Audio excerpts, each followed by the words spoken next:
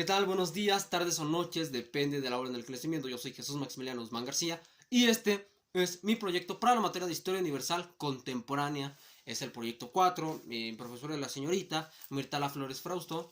Y pues, en esta ocasión haré un cuestionario, responderé varias preguntas acerca de la materia y del módulo 4 de la misma, ¿no?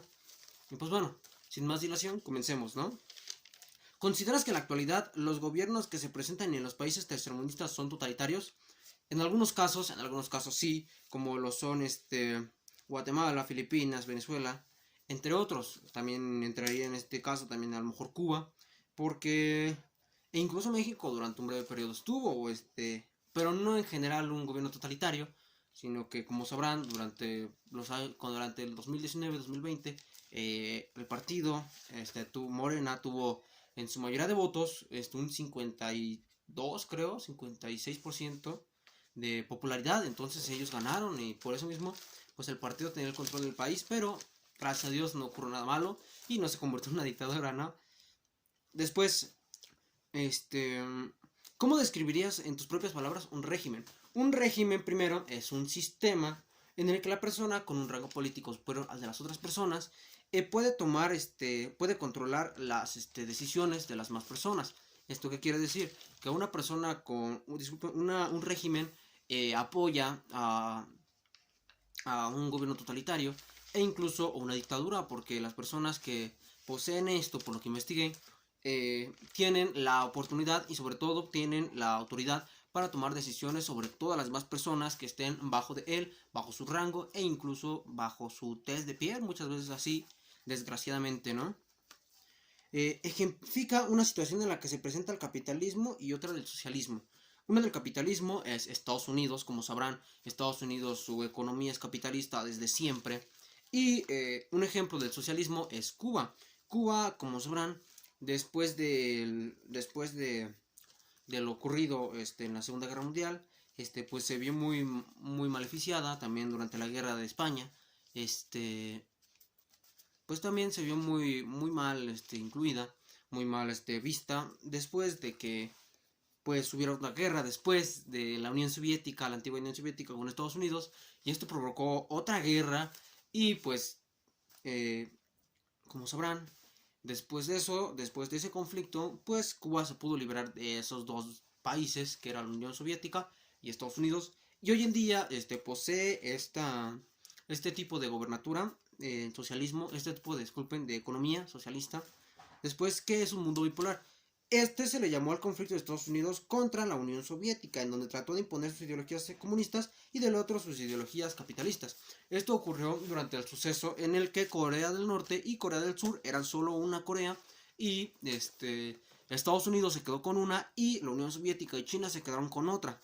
Esto pues, disculpen, no, sí, era eso, disculpen, y fue más que nada ese conflicto que Estados Unidos quería imponer sus reglas socialistas, capitalistas, y la Unión Soviética sus reglas comunistas. Entonces, eso provocó.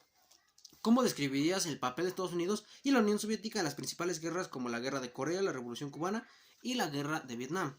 La Guerra de Corea, realmente la Unión Soviética no tuvo mucho que ver, debido a que en este conflicto los que tuvieron los problemas fue Estados Unidos con China, porque en este tiempo, como ya le expliqué, la Unión Soviética y China eran los que gobernaban Corea del Norte y Estados Unidos gobernaba la Corea del Sur.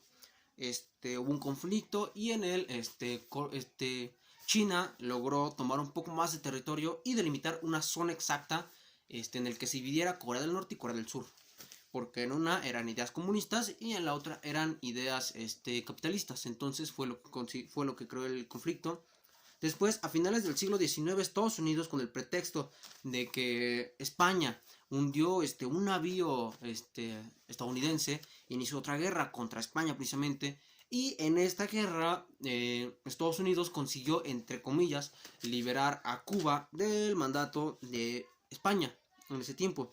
Después Estados Unidos mantuvo bajo su cuidado a Cuba, y después de esto, durante la Segunda Guerra Mundial, ya no pudieron controlarlo más y Cuba quedó en una extrema pobreza. Por eso mismo fue que se desata el siguiente tema, que es la revolución cubana. La revolución cubana. En este proceso, Cuba está harta pues de estos problemas, está harta de estos problemas, y decide, en ese tiempo, Fidel Castro, creo fue, disculpen, déjenme encontrar, creo que sí, disculpenme que ya me perdí, sí, sí, este, durante este proceso, Estados Unidos, pues se queda con Cuba, y Cuba, pues, en ese momento dice hasta aquí, y deciden llevarla por otro lado, y Estados Unidos iba a sancionar a Cuba por haberse salido de su mandato ante la OEA, que era un lugar, era más bien dicho una institución en la que, con el tratado en el que estaba incluido Cuba, si alguna de todos los países salía de ese contrato, salía de ese mandato de Estados Unidos, iba a pagar una cantidad millonaria. Cuba intentó ir a la ONU a quejarse, pero tampoco pudieron hacer nada porque la ONU precisamente también es de Estados Unidos, no pudieron hacer nada. Y después, por último, entra a la Unión Soviética, y le da su apoyo, le ofrece también el comunismo a Cuba, y le ofrece en ese entonces Fidel Castro. Disculpe, es que no sé si era Fidel Castro, no sé si me estoy equivocando. Una disculpa si me equivoqué de nombre. Hay mucha información aquí y es muy difícil encontrarla.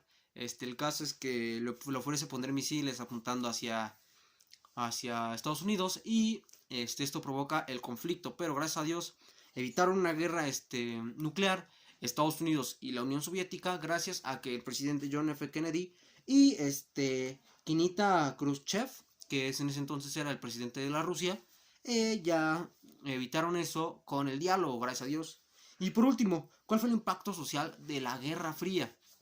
Como sabrán, la Guerra Fría fue un conflicto entre Estados Unidos, China y la Unión Soviética. Otra vez, en este conflicto se supo del poderío, de lo horrible que era la guerra, y un impacto social que dejó fue primero la contaminación, eso no lo duden, después del daño que puede causar el hombre a las otras personas. Disculpen, aquí se me olvidó anotar otros detalles, pero en general fue ese el impacto social, y sobre todo el impacto económico, el impacto que generó la división de estos dos países, y sobre todo que intentaban imponer sus reglas. Eso fue uno de los problemas que más provocó daños, que indujo los daños a nuestra sociedad hoy en día. Y pues bueno, eso fue todo por este proyecto. Mi nombre es Jesús Maximiliano Guzmán García. Adiós.